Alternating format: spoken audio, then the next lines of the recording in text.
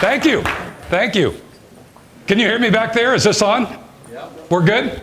Awesome. Thanks for having me back. I'm excited to be here. This is my third year, and you know, honestly, I mean, geez, I can't. It feels awkward being on the stage. I am so excited to be back with you guys. I feel like I'm almost part of the family, although I'm not paying franchise fees. Maybe I need to start doing that. I'm not sure. I don't want to give you guys any ideas, but I'm really excited to be part of the family. And frankly, I appreciate those of you that were willing to sit in the front row, right? Because I know that, you know, sometimes you know what's coming up. And you know what it means to sit in the front row versus in the back. Like Glenn, for example, is in the back. The reason he's in the back, I asked him, why the back row? He said, well, because you're here. And so I don't know what that means. I'm going to find out here over the next couple of days. But Glenn obviously he's decided he wants to get as far away from where this is today, I guess, than anything. So I appreciate that, Glenn. You know, there's look. I know many of you I've met before and have seen. I feel like I'm part of the family a little bit. In fact, I was just thinking, Darren, you and your wife are about to have your 9th child. Is that right? 9 kids. Look, we're going to take up a fund, I think, on these 2 days because he's going to need help. Right? It doesn't matter. 9. You know, I've got 11 brothers and sisters. Some of you may know that. And I can't, you know, when he said that to me, I said, Darren, man, don't do what my dad did. Man, that just that'd be hard.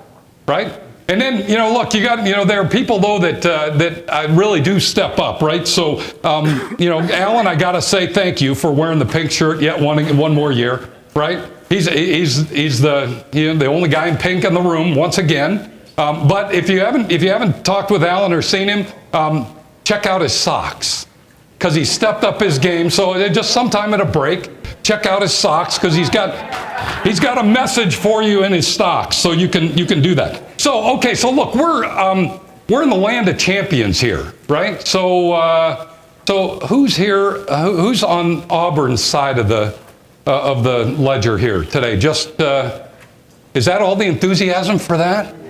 Seriously? Or Clemson, I'm sorry. What did I say? Auburn, Clemson. Who was it? Who won? Clemson. Who's on Clemson's side? Okay, you guys don't even care. Who lost, by the way? Yeah, okay, you guys care about that, it sounds like. Okay. Look, I've got, well, let me ask this. This is a 10-year anniversary. How many have been here for all 10 years? How many have been here for all 10 years? One hand in the back? And the owner, the founder. Awesome. Maybe a couple. How many have been here for multiple years? How many of you have been here multiple years? All right, awesome. And again, those of you that are here for the first time. Raise your hand. Okay, cool. So here's the deal. I don't know whether you guys know, but there's a tradition here that if you're here for the first time at the bar tonight, you've got to find somebody who's been here for multiple years and you have to buy them a drink. That's kind of your initiation rites. Is that right? Isn't that what we started to do? I kind of recall that to be the case. So glad you're here. This will be fun. Look, for those of you that don't know, or just to remind you, my job is a couple of different things. One, my job is to kind of create some energy in the room. We're going to do that by getting you up off of your butt from time to time, right? Because when you're sitting down, the blood's flowing and it pools down there and it doesn't stay in your brain, and you got to have blood in your brain in order to make this thing work, right? In order to be able to get it. So my job's going to be to kind of keep that going. I've also got a job of pushing you harder. So whatever you hear, I'm going to make sure that you not only just listen to it, but you do something with it, right? Because if you're here just to listen to the presentations, you're going to waste 2 days. And we don't want that to happen. So I'm going to make sure that we do that. Thirdly, I'm going to try to keep things going and keep things on schedule because we've got a lot to cover. I've seen the agenda. I've seen what we're going to cover. And frankly, it's pretty jam-packed. So one thing I want you to do first is I want you to make sure you have out your booklet, because in the back of there, if you don't have anything else to take notes on, if you didn't bring a iPad or a laptop or whatever, there are note pages in there. Make sure you have a pen and make sure you have notes, because if you're not taking notes, you might as well not even be in the meeting, right?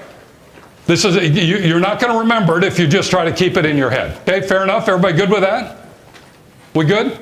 So, let me ask you this. How's everybody feel about the theme? How's everybody feel about the theme? Good? Good to great.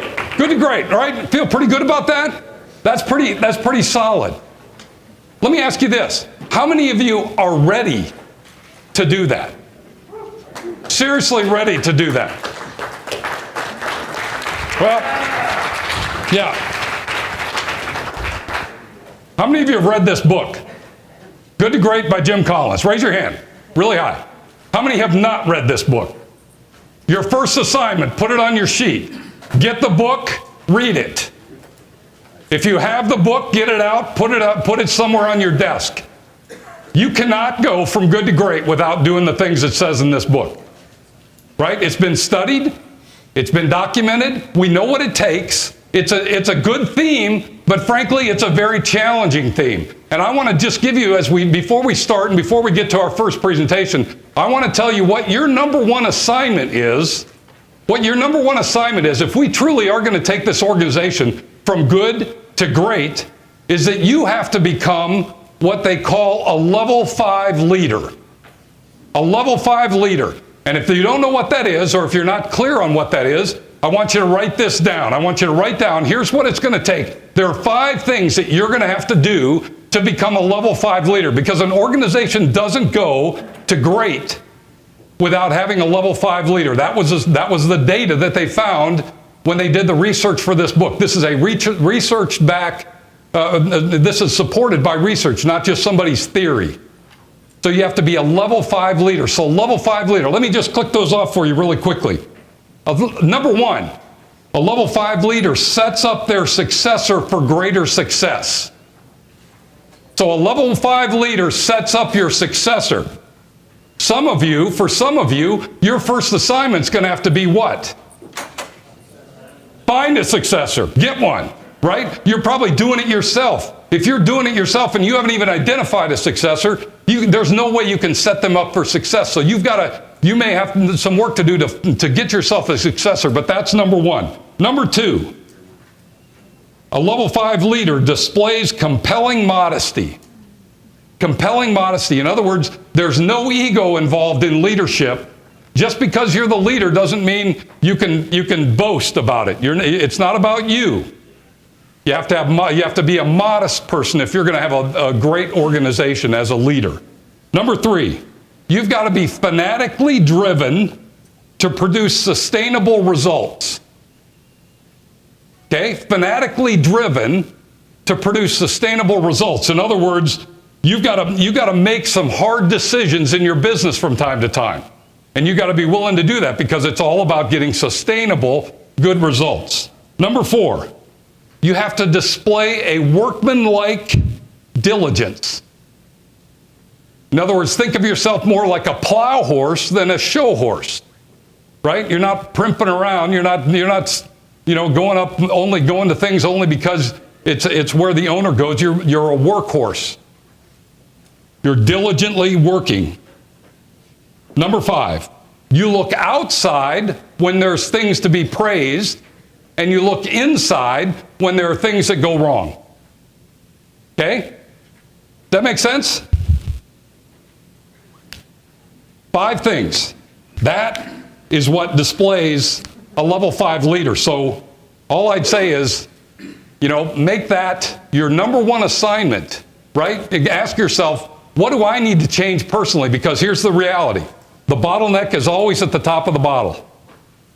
It's always at the top of the bottle. The limiting factor on every organization is the top of the organization. And that represents the people right here in this room. That's why you're here. That's why we're going to have a great 2 days. Right? Make sense? Everybody good with that? Everybody got their first notes down for the day? Anybody got enough? You ready to take the rest of the time off, or you want to hear some stuff? Let's hear some stuff. Let's do something. Look, our first presentation is going to be on pool ops. And this is kind of a fun one for me because I think the pool ops presentation, the first one, was the first year that I got here. And I remember the presentation, and I remember that it was, it was kind of I remember it being a bit lukewarm. It got off to a little bit of a slow start. There was a little bit of apprehension about it. But now when I've seen a little bit of what you're going to hear it here in just a minute. And frankly, it's pretty amazing. What's interesting about that, one of the things that describes a company that goes from good to great is they use technology as an accelerator of their growth. So they embrace the technology, and that sounds like you guys are well on your way to do that. So what I'm going to do is I'm going to introduce the team that's going to share the Pool Ops presentation. Herbert Drayton's been here before. He's the president and CEO of Vertical Holdings. He's been the guy from the beginning that's been bringing you the new technology and the Pool Ops. So get on your feet and welcome Herbert Drayton to the stage with Pool Ops. Here we go. Come on, Herbert.